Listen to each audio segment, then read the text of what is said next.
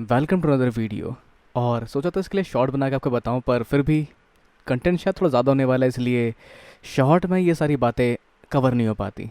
तो चलिए जानते हैं कि कैसा रहेगा डीमन स्लेयर को हॉल में जाकर देखना, और क्या रहा मेरा अब तक का एक्सपीरियंस। तो शुरू करेंगे इसकी पहले अपनी गलतियों से, फिर एक्सपीरियंस से, और फिर मूवी की थीम्स और बाकी चीज़ों के बारे में, और लास्ट में स्पॉयलर्स के बारे में।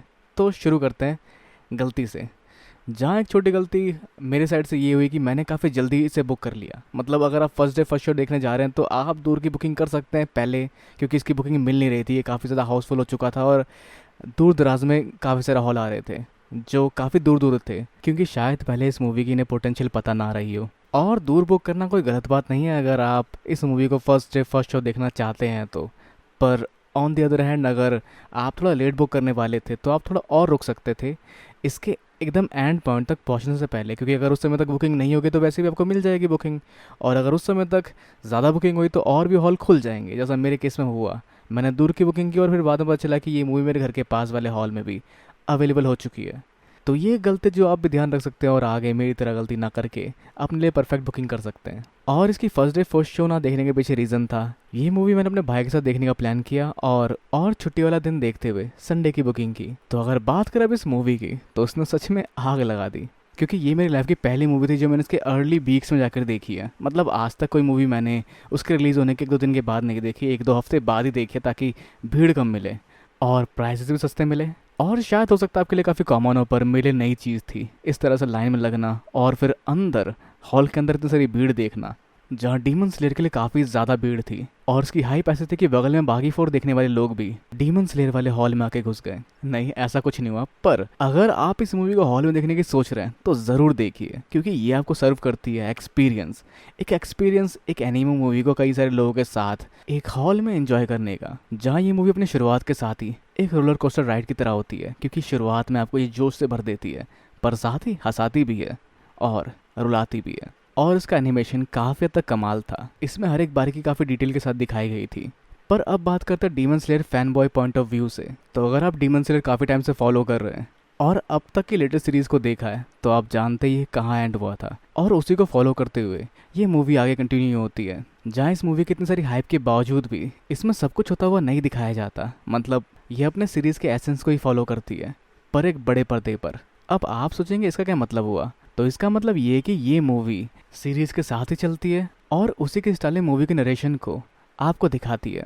तो चलिए अब बात करते हैं मूवी की थीम की। तो अगर बात करें इसकी थीम की तो इसमें आप देख पाएंगे डीमन स्लेयर्स के ग्रोथ को, जो सब एक नए कल की ओर आगे बढ़ रहे हैं, जिनके सामने कई सारी चुनौतियाँ हैं और ये चुनौतियाँ अंत तक बढ़ती जाती है। इसका कंक्लूजन इस मूवी में आपको नहीं मिलता, जो थोड़ा सा निराश करने वाला लग सकता है, पर फिर भी एक मूवी के अंदर तो सब कुछ दिखा देना शायद ठीक नहीं लगता, क्योंकि अब वैसे भी बहुत सारी मूवीज़ के दो पार्ट बन रहे हैं, तो हमें भी शायद वेट करना पड़ सकता है कंक्लूजन का। क्योंकि जिस मोड पे मूवी ख़त्म होती है उसके साथ सीरीज़ में से कंटिन्यू करना शायद अच्छा ना भी लगे। तो मे भी एक साल और वेट करके इसकी मूवी आए जिसमें वो सारी चीज़ें देखने को मिले। तो वो क्या है जो इस मूवी को स्ट्रेच करेगा, तो वो आपको खुद जाकर देखना चाहिए। पर अगर मैं हिंट दूँ तो वो है बैक स्टोरीज और फ्लैशबैक, जो बहुत सारे लोग एंजॉय करेंगे पर शायद बहुत सारे लोगों को पसंद भी ना आए, क्योंकि ये फ्लैशबैक आपको काफ़ी तक इमोशनल टच देता है, पर साथ ही मूवी को भी काफ़ी ज़्यादा स्ट्रेच करते हैं, जो श्रिंक किया जा सकता था। तो इस सब को और बेहतर जानने के लिए आपको जानना पड़ेगा कुछ स्पॉयलर्स को। तो इस मूवी में आप क्या देखने वाले हैं, चलिए जानते हैं। तो पहले सबसे बड़ा स्पॉयलर इसका ये रहेगा कि इसमें आप जो सोच के जा रहे हैं वो नहीं होगा। इसमें कंक्लूजन आपको नहीं मिलने वाला, ना तो मुजान मरने वाला है, मतलब इसमें नहीं मरने वाला है, पर इसमें दो अपर रैंक के डीमन मारे जाएंगे। और वो कौन सा होंगे नीचे कमेंट्स में ज़रूर बताएं, और उम्मीद है उसमें से आप सिर्फ एक का नाम ही सही ले पाएंगे, क्योंकि दूसरे के बारे में आप नहीं जानते अब तक अगर आपने मूवी नहीं देखी।